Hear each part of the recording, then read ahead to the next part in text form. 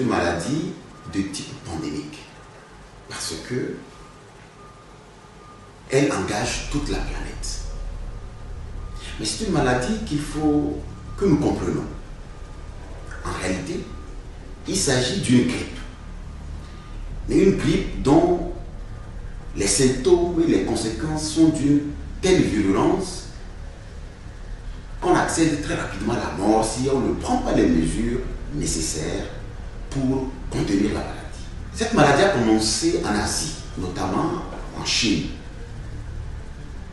Elle a évolué en Europe. Elle a connu des foyers en Italie, en France, en Belgique, en Espagne, puis s'est répandue dans toute l'Europe. Elle a entre-temps migré vers les États-Unis d'Amérique, où elle s'est installée confortablement. Puis elle est arrivée en Afrique. Elle est arrivée en Afrique à travers les voyageurs en provenance des pays affectés. C'est comme ça qu'il faut comprendre le coronavirus. A priori, ce n'est pas une maladie alarmiste. Parce que nous connaissons en Afrique la grippe, le rhume, qui sont de la même espèce. Mais le coronavirus est d'une certaine particularité parce que les dommages que le virus occasionne dans l'organisme, quand on ne prend pas en charge très rapidement et avec beaucoup de précautions la personne affectée, on n'arrive pas à sauver très vite les gens. Et la contamination, le mode de contamination de ce virus est d'une certaine particularité parce que le simple fait d'être à proximité d'une personne infectée vous expose fatalement au virus. C'est ce contexte de complexité qui amène aujourd'hui les États, les gouvernements, à choisir un outil juridique qu'on appelle l'état d'urgence. L'état d'urgence, en réalité, est une mesure que les gouvernants adoptent dans les cas où elles sont contraintes, pour le bien-être de la population, de restreindre un certain nombre de libertés. Alors, quand on voit la manière dont se comporte la maladie au coronavirus, cela impose aux gouvernants de demander à leur population de diminuer un certain nombre de comportements et d'agissements pour permettre donc de contenir la maladie, de l'endiguer, en vue donc de l'éradiquer totalement. Voilà pourquoi, au Togo, par exemple, dans le discours du président de la République, le 1er avril, on a assisté à la déclaration ou au décret de mise en état d'urgence de notre pays.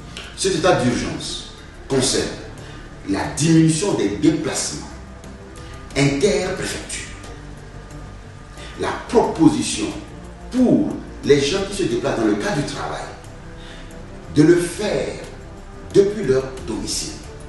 Le gouvernement a également réduit le prix du carburant à la pompe. Une mesure sanitaire qui permet à tout le monde de pouvoir se sentir concerné dans la gestion de la crise. Une des mesures les plus intéressantes qu'on peut reconnaître et saluer, c'est la main tendue vers le monde des entreprises.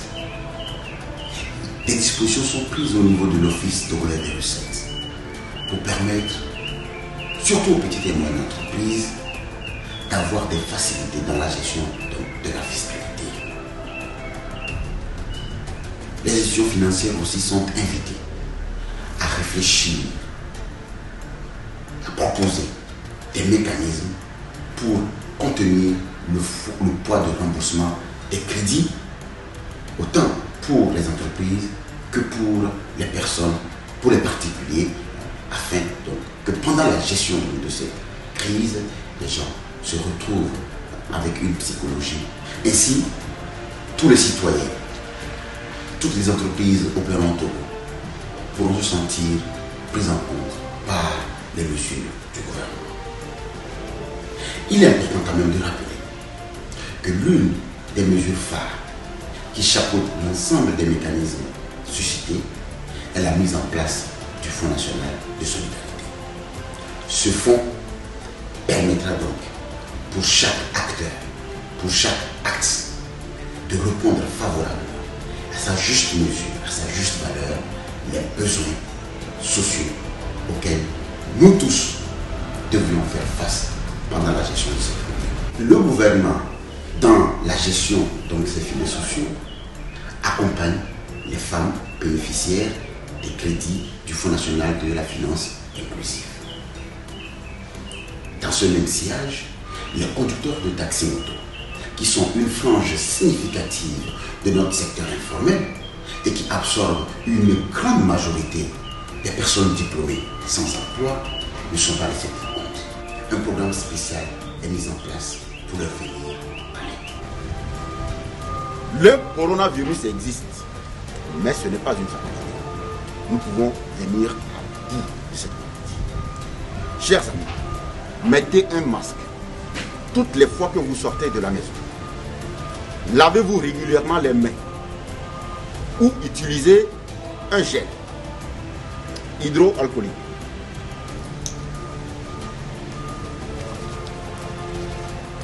Évitez de serrer la main aux gens. Restez à la maison systématiquement. Ne sortez que si cela est nécessaire. Chers amis, respectons le couvre-feu. Ce faisant, nous allons venir à bout de ce fameux coronavirus. Ensemble, nous vaincrons.